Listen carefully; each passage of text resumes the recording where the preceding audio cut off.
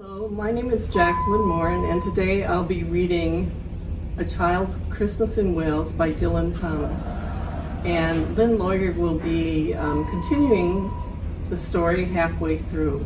It's one of my favorite Christmas children's stories, and I encourage you to listen to the language. It's beautiful, and enjoy the way he frames a character with a deft hand in one or two sentences.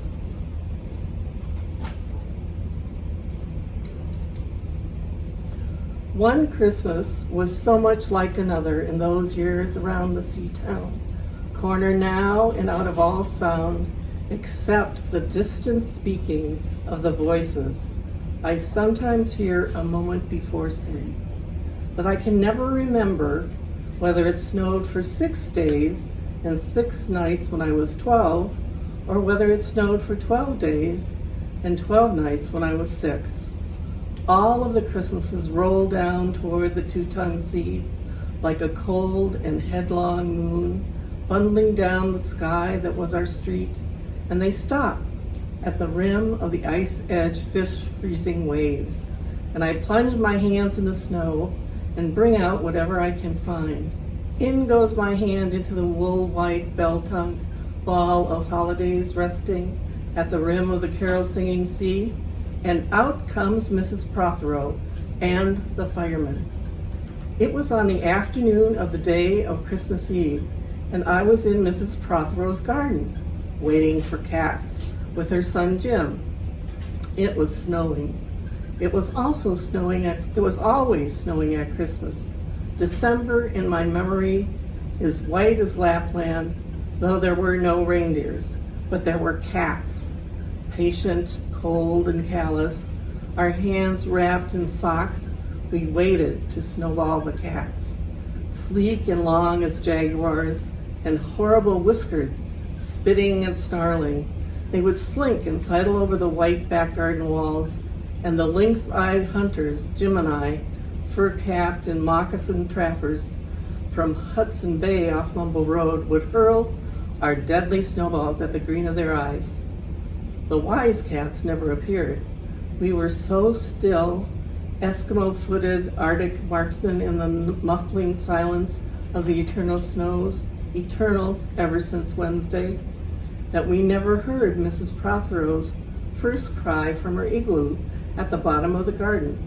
Or if we heard it at all, it was to us like a far-off challenge of our enemy and prey, the neighbor's polar cat. But soon the voice grew louder. "Fire!" cried Mrs. Prothero, and she beat the dinner gong. And we ran down the garden with the snowballs in our arms toward the house, and smoke indeed was pouring out of the dining room. And the gong was bombulating, and Mrs. Prothero was announcing ruin like a town crier in Pompeii. This was better than all the cars in Wales, standing on the wall in a row. We bounded into the house laden with snowballs and stopped at the open door of the smoke-filled room. Something was burning, all right.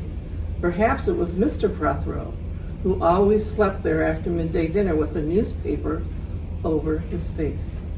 But he was standing in the middle of the room saying, "A fine Christmas," and smacking at the smoke with a slipper. "Call the fire brigade," called Mrs. Prothero as she beat the gong. "They won't be there," said Mr. Prothero. "It's Christmas."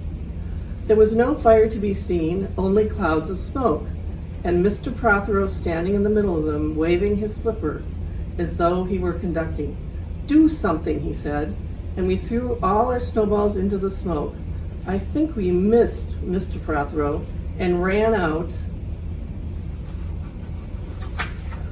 of the house to the telephone box. "Let's call the police as well," Jim said, "and the ambulance. And Ernie Jenkins, he likes fires." But we only called the fire brigade, and soon the fire engine came, and 3 tall men in helmets brought a hose into the house, and Mr. Prothero got out just in time before they turned it on. Nobody could have had a noisier Christmas Eve. And when the firemen turned off the hose and were standing in the wet, smoky room, Jim's aunt, Miss Prothero, came downstairs and peered in at them. Jim and I waited very quietly to hear what she would say to them. She said the right thing, always.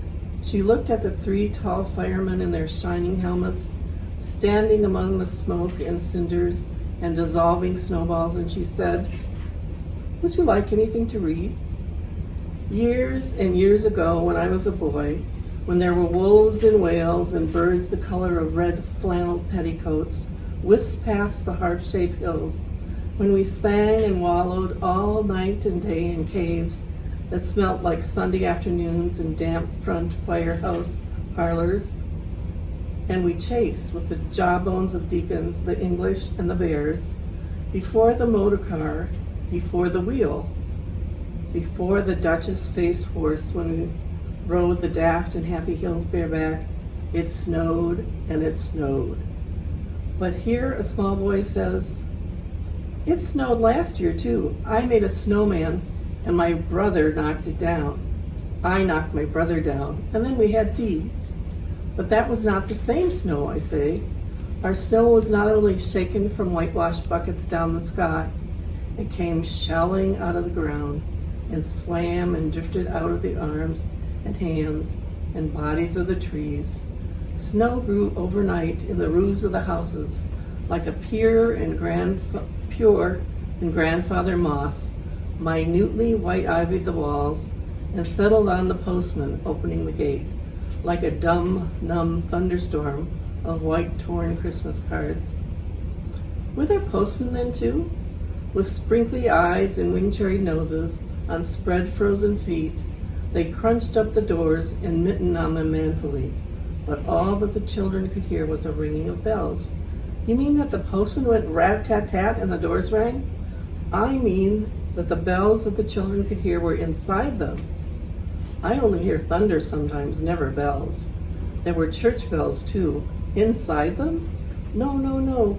In the black snow-white belfries, tugged by bishops and storks, and they rang their tidings over the bandaged town, over the frozen foam of the powder and ice cream hills, over the crackling sea. It seemed that all the churches boomed for joy under my window, and the weathercocks crew for Christmas on our fence. Get back to the postman. They were just ordinary postmen, fond of walking and dogs, and Christmas and snow. They knocked on the doors with blue knuckles. Ours has got a black knocker. And then they stood on the white welcome mat in the little drifted porches and huffed and puffed, making ghosts with their breath, and jogged from foot to foot like small boys wanting to go out. And then the presents? And then the presents after the Christmas box, and the cold postman with a rose on his button nose tingled down the tea tray slithered run of the chilly glinting hill. He went in his ice-bound boots like a man on fishmonger's slabs. He wagged his bag like a frozen camel's hump, dizzily turned the corner on one foot, and by God, he was gone. Get back to the present. There were useful presents, engulfing mufflers of the old coach days, and mittens made for giant sloths, zebra scarves of a substance like silky gum that could be tug-of-warred down to the galoshes, blinding tam-o'-shanters like patchwork tea cozies, and bunny-suited busbies and balaclavas for victims of head-shrinking tribes. From aunts who always wore wool next to the skin, there were mustache and rasping vests that made you wonder why the aunts had any skin left at all. And once I had a little crocheted nose bag from an aunt now, alas, no longer winning with us, and pictureless books in which small boys, though warned with quotations not to, would skate on Farmer Giles' pond and did and drowned, and books that told me everything about the wasp except why. Go on to the useless presents. Bags of moist and many-colored jelly babies, and a folded flag, and a false nose, and a tram conductor's cap, and a machine that punched tickets and rang a bell. Never a catapult. Once, by mistake that no one could explain, a little hatchet. And a celluloid duck that made, when you pressed it, a most unduck-like sound, a mewing moo that an ambitious cat might make who wished to be a cow, and a painting book in which I could make the grass, the trees, the sea, and the animals any color I pleased. And still the dazzling sky blue sheep are grazing in the red field, under the rainbow-billed and pea-green birds. Hard-boiled toffee, fudge, and all sorts, crunches, cracknels, humbugs, glaciers, marzipan, and butter Welsh for the Welsh, and troops of bright tin soldiers who, if they could not fight, could always run, and snakes, and family, and happy ladders, and easy hobby games for little engineers, complete with instructions. Hi, I'm Lyn Lawyer, and I'm going to finish this marvelous story, A Child's Christmas in Wales by Dylan Thomas. Oh, easy for Leonardo, and a whistle to make the dogs bark and wake up the old man next door and make him beat on the wall with his stick to shake our pictures off the wall. And a packet of cigarettes. You put one in your mouth and you stood at the corner of the street and you waited for hours in vain for an old lady to scold you for smoking a cigarette. And then with a smirk, you ate it. And then it was breakfast under the balloons. Were there uncles like in your house? There are always uncles at Christmas. The same uncles. And on Christmas mornings, with dog-disturbing whistles and sugar fags, I would scour the Swatch town for the news of the little world and find always a dead bird by the white post office or by the deserted swings, perhaps a robin, all but one of his fires out. Men and women waiting or scooping back from chapel with tap-room noses and wind-bust cheeks, all albinos huddled in their stiff, black, jarring feathers against the irreligious snow. Mistletoe hung from the gas brackets in all the front parlors. There was sherry and walnuts and bottled beer and crackers by the dessert spoons, and cats in their furabouts watched the fires, and the high-heaped fire spat, all ready for the chestnuts and the mulling pokers. Some few large men sat in the front parlors without their collars. Uncles almost certainly trying their new cigars, holding them out judiciously at arm's length, returning them to their mouths, coughing, then holding them out again as though waiting for the explosion. And a few small aunts, not wanted in the kitchen, nor anywhere else for that matter, sat on the very edges of their chairs, poised and brittle, afraid to break, like faded cups and saucers. Not many of these mornings trod the piling streets. An old man always, fawn-bowlered, yellow-gloved, and at this time of year with spats of snow, would take his constitutional to the white bowling green and back, as he would take it wet or fine on Christmas Day or Doomsday. Sometimes two hale young men with big pipes blazing, no overcoats, and wind-blown scarves would trudge unspeaking down to the forlorn sea to work up an appetite, to blow away the fumes, who knows, to walk into the waves until nothing of them was left but the two curling smoke clouds of their inextinguishable briars. Then I would be slapdashing home, the gravy smell of the dinners of others, the bird smell, the brandy, the pudding and mince, coiling up to my nostrils, while out of a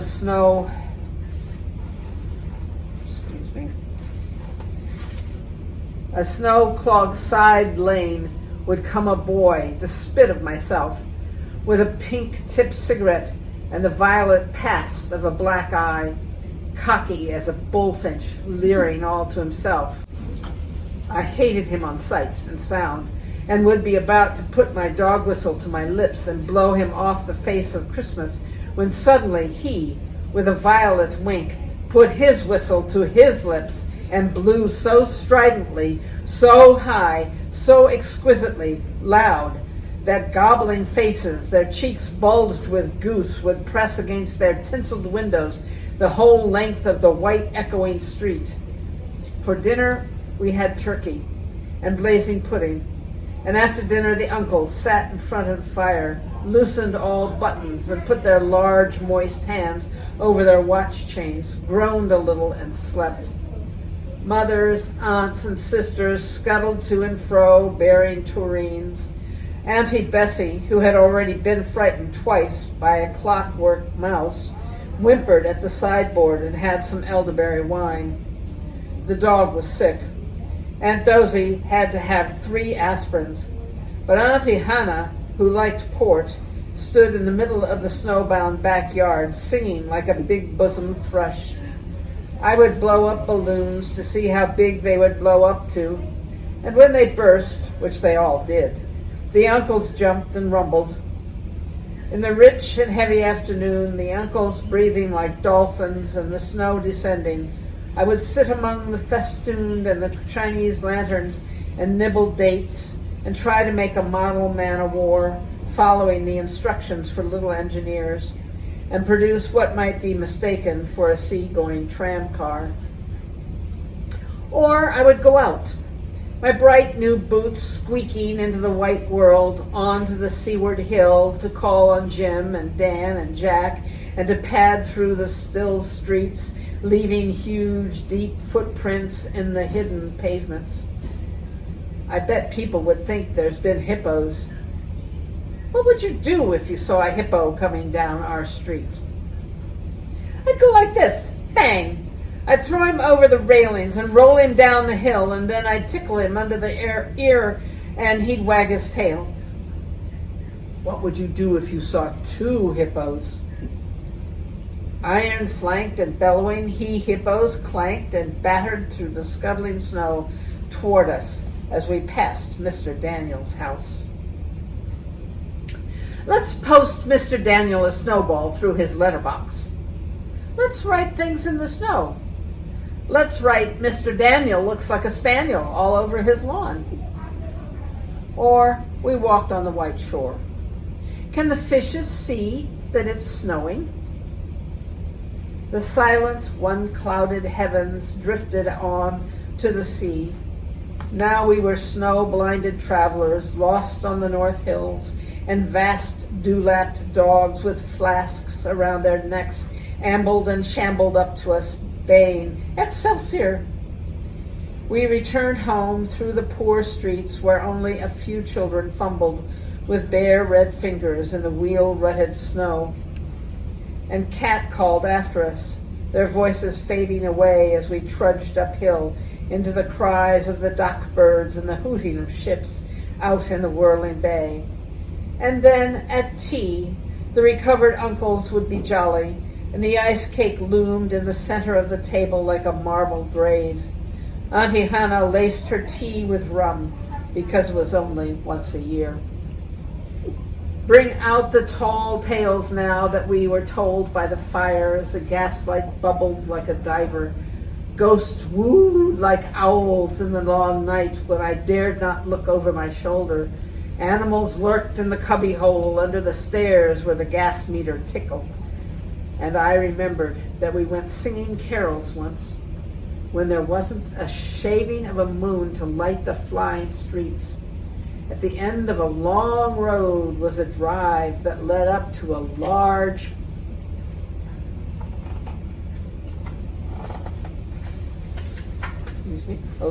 house. And we stumbled up the darkness of the drive that night, each one of us afraid, each one holding a stone in his hand in case, and all of us too brave to say a word. The wind through the trees made noises of old and unpleasant and maybe web-footed men wheezing in caves. We reached the black bulk of the house. What shall we give them? Hark the herald? No, Jack said. Good King Wenceslas. I'll count 3. 1, 2, 3. And we began to sing, our voices high and seemingly distant in the snow-felted darkness round the house that was occupied by nobody we knew. We stood close together near the dark door. good King Wenceslas looked out on the feast of Stephen. And then a small, dry voice, like the voice of someone who had not spoken for a long time, joined our singing. A small, dry, eggshell voice from the other side of the door. A small, dry voice through the keyhole. And when we stopped running, we were outside our house. The front room was lovely. Balloons floated under the hot water bottle, gulping gas. Everything was good again and shone over the town. Perhaps it was a ghost, Jim said. Perhaps it was trolls, Dan said, who was always reading. Let's go in and see if there's any jelly left, Jack said. And we did that. Always on Christmas night there was music. An uncle played the fiddle, a cousin sang Cherry Ripe, and another uncle sang Drake's drum.